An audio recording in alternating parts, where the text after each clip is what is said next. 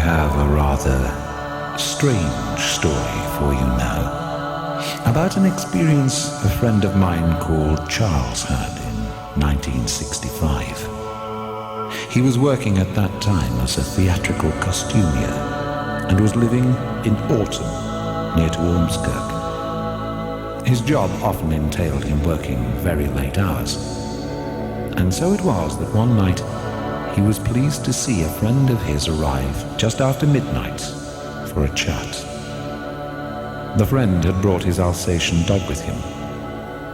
The animal lay down happily on the littered floor of the workroom, and Charles and his friend had a cup of coffee and chatted as Charles finished off the work that he had to do. Eventually, around 2 in the morning, the two men and the dog set off to walk the 2 miles home. Their route took them through a rather deserted part of the town and over a railway bridge. Although there were no streetlights, the moon was full and bright, and they could see quite clearly. When they reached the bridge, they became aware of 2 things. Firstly, the dog began to whine. Its ears went flat, and its tail dropped. It was obviously unhappy about something, and the whining grew louder as it lay on the floor and began to tremble. The other thing of which they became aware was a dark figure standing near the parapet of the bridge on the other side. Nothing would induce the Alsatian to raise its belly from the ground. Coaxing, cursing, dragging on its chain had no effect. Eventually, uttering muttered curses, its owner, with Charles's help, picked the heavy animal up and carried it, struggling and whining, over the bridge. When they reached the far side, the dog struggled free and raced away down the road towards home. Calling after it had no effect, and it was only as they set off after the obviously terrified creature that the 2 men realized that the figure they had seen on the bridge had vanished. They followed the dog, and after about 200 yards they found it waiting for them, with its tongue hanging out and looking thoroughly ashamed of itself. Its owner grasped its chain, and they set off once more, with the dog by now totally happy, except for the occasional glance back over its shoulder. Nothing further happened, and the 2 men parted and went home to bed.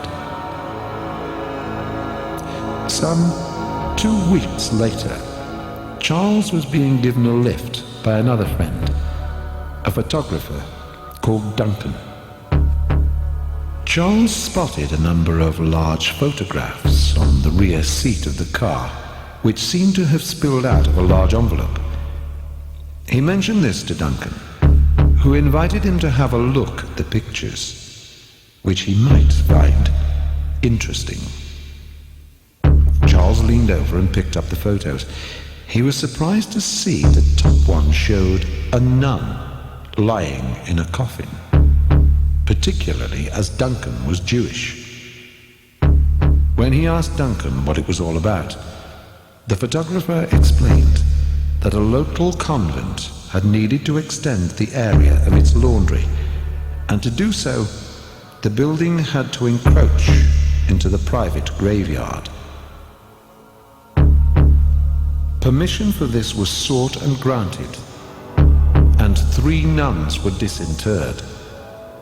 The 3 coffins showed signs of decay, and so the Mother Superior decided that new coffins should be purchased before the bodies were reburied.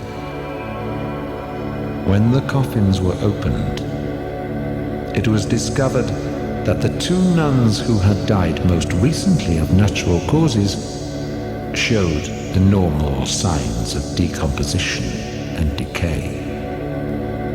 But the third coffin revealed a very different situation. The nun it contained, who had died some years before, looked exactly as she had in life. Duncan had been called urgently to the convent late at night to record the condition of the body, so that copies of the photographs could be sent to higher authorities in Rome. He had been chosen because he was Jewish, and therefore had no religious axe to grind. After he had taken the pictures, he promised to give all copies to the convent if the Mother Superior would tell him the history of this particular nun. She finally agreed and told him that the nun in question had decided to renounce her vows and to marry. She had left the convent to meet her future husband. No one knew what happened after that.